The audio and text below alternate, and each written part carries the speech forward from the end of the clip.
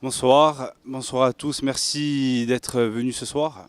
Nous avons décidé de faire une conférence de presse pour faire une présentation de notre événement qui s'appelle l'International Futsal in Corsica.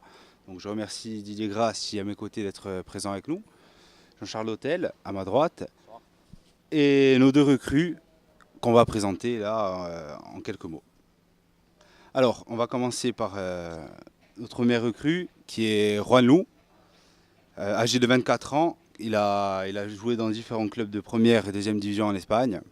Donc on vous laisse le présenter.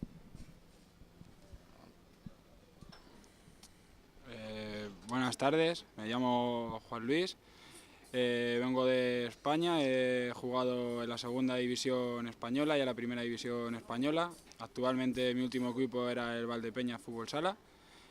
También he sido internacional sub-18 y sub-21 con la selección española. Y nada, este año solo puedo dar las gracias por la confianza depositada en mí en el Bastia.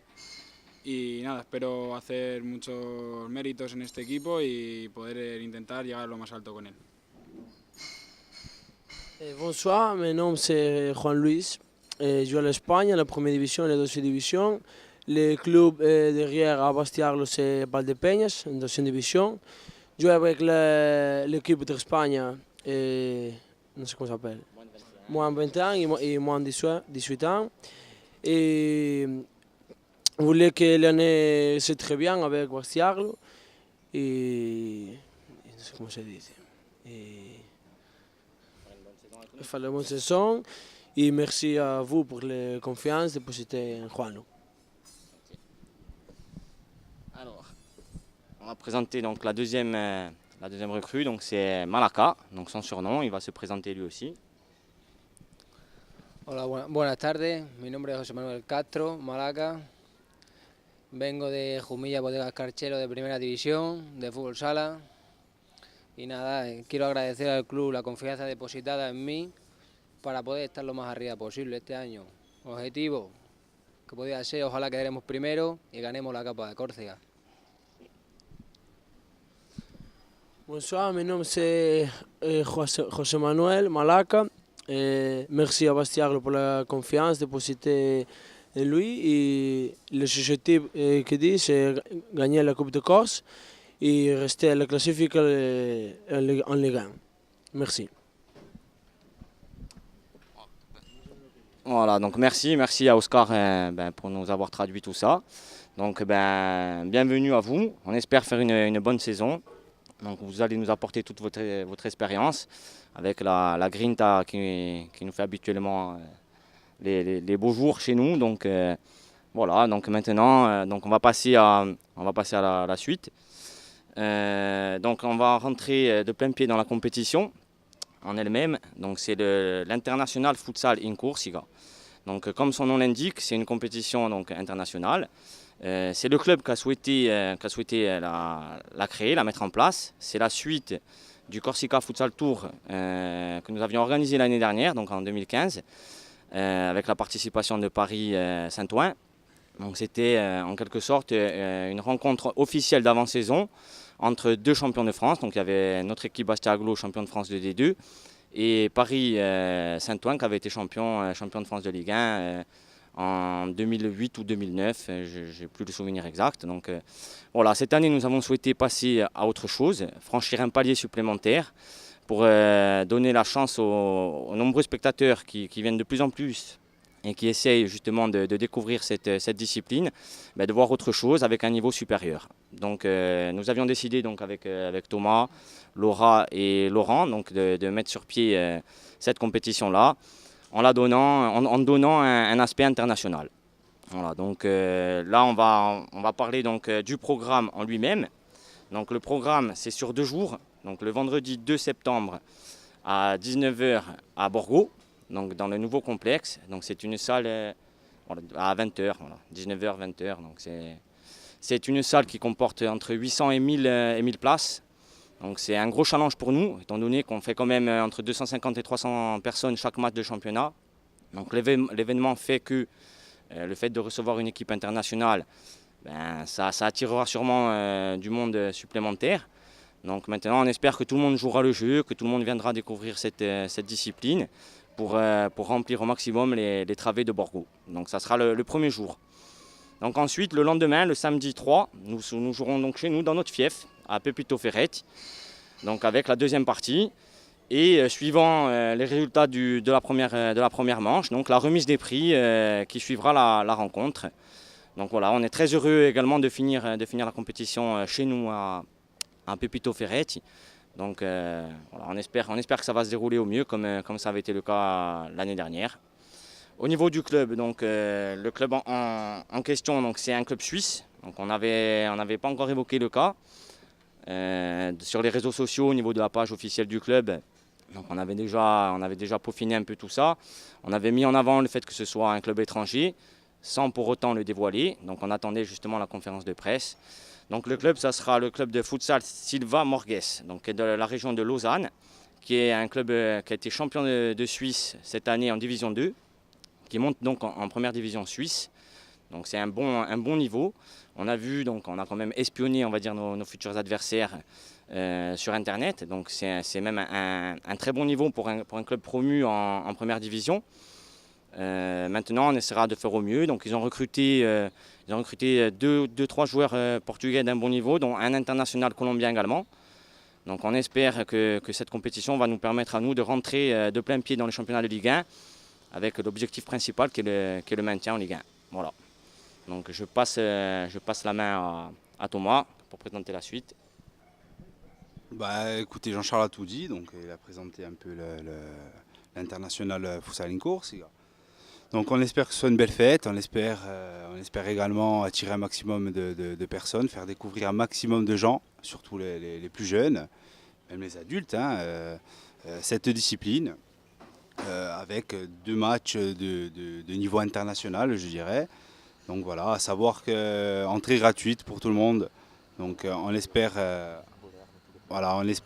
que tous les clubs de football seront là pour découvrir cette discipline, ainsi que les jeunes. Alors, on l'espère de tout cœur et le tout c'est que tout se passe bien dans une très bonne ambiance et une belle fête du futsal. Voilà. Didier, je passe la parole à Didier.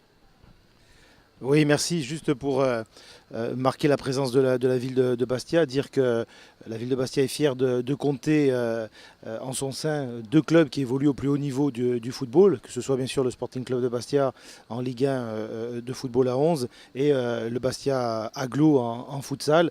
2e année de présence au plus haut niveau. Ça montre qu'il y a eu une progression régulière, constante, mais importante qui a eu lieu ces derniers temps dans le football, dans le futsal à Bastia, mais en Corse en général. On sait que la discipline du football est celle qui est la plus pratiquée et la plus regardée chez nous. Donc il est important que nous marquions notre présence ici. Une fierté également de voir que Bastia Futsal Aglo a retenu pour sa devise Nihil difficile, qui est la devise de la ville de Bastia. Ça aussi c'est un signe fort qu'on apprécie beaucoup. Et puis bien sûr on espère que rapidement avec l'agglomération on arrivera à progresser un petit peu dans les infrastructures sportives. Vous savez qu'il y a pas mal de choses qui sont en cours.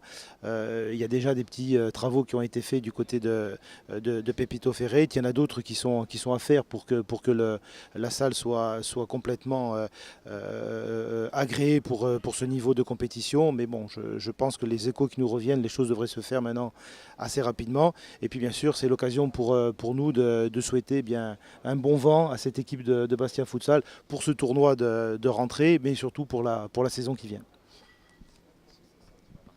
Merci Didier. Donc on va finir cette conférence. Donc en espérant également pour le club au niveau du championnat que le maintien, on espère encore une fois le maintien cette saison, que nos joueurs insulaires puissent éclore au haut niveau, comme la saison passée avec Jean-François Dautel et Florian Baccaril qui ont été présélectionnés en équipe de France. Donc voilà, et je tiens à remercier surtout les partenaires de l'événement, qui sont Joma, EN Sport, la boutique de mon club, la mairie de Bastia, la communauté d'Aglo de Bastia, le restaurant à Gazaré, là, où nous faisons cette conférence aujourd'hui. Le directeur du complexe sportif de Borgo, donc j'en oublie peut-être, mais voilà, on est très heureux de les compter parmi nos partenaires pour cet événement, en espérant pérenniser également cet événement dans le futur. Hein. Donc voilà, que ce soit une belle fête et voilà. Jean-Charles, un mot à rajouter? Ouais, un petit mot alors, allez. Un tout petit mot, donc c'est à l'attention de tous les footeux de la région. Quand je parle de la région, je parle de la Corse entière. Voilà, nous, la compétition démarre le 2 et le 3 septembre. On a encore 10 jours pour solliciter tout le monde pour justement que tout le monde participe à cette fête. Donc nous allons passer directement au club pour inviter tous ces jeunes footballeurs en herbe à venir découvrir le futsal et à venir encourager le club Bastiais. Voilà. Donc merci à tout le monde pour votre présence et Neil difficile. Au niveau des mouvements concernant le club à l'intersaison, donc on a conservé nos 2 étrangers espagnols, je dirais, qui sont Oscar, ici présent. On a conservé Alex Mia, hein, qui maintenant c'est la 4e saison qui fait chez nous. On a conservé le coach, donc on a souhaité avoir de la stabilité et du renfort avec Juan Lou et Malaka. Donc on a travaillé durant tout l'été pour essayer de dénicher des joueurs de ce calibre-là. Donc à eux de prouver cette saison. Au niveau des départs, on enregistre un départ au niveau insulaire qui est Sam Benkim, qui est parti dans un nouveau club, un nouveau challenge pour lui. Issam Benkim, un jeune U19 du club qui a fait quelques apparitions au sein de l'équipe première. Et nos 2 Brésiliens qui sont Isavan, qui est parti rejoindre le nord de la France, parce que c'était assez difficile au niveau de la paperasse hein, pour faire venir des extra-communautaires. Et notre second Brésilien qui est Renan Rodriguez, qui est venu pendant 6 mois nous filer un coup de main. Donc voilà, ce sont les 3 principaux joueurs de première division. L'entraînement a repris le mardi 8 août. Au gymnase, pendant une semaine, nous sommes restés au gymnase de l'Arinée. Donc on remercie encore une fois la CAB de nous avoir mis à disposition le gymnase, sachant que les structures étaient fermées jusqu'à cette semaine-là, jusqu'au 16 août. Donc voilà. Jusqu'à début septembre, je dirais, on tournera à peu près 4 entraînements par semaine. Et ensuite, on prendra notre train-train habituel lors de la saison, qui sera de 3 entraînements. On va faire un point sur le gymnase, comme a dit Didier. L'éclairage, pour le moment, j'espère pas. Donc l'éclairage a été changé. L'éclairage sera certainement, enfin je l'espère, homologué au niveau 1 futsal. Donc c'est un super éclairage. Je remercie la communauté d'Aglo d'avoir tenu ses promesses. D'autres promesses ont été faites. Le sol sera changé. Et d'autres travaux seront prévus durant l'intersaison pour passer à un autre niveau de classification par rapport à la Fédération française de football.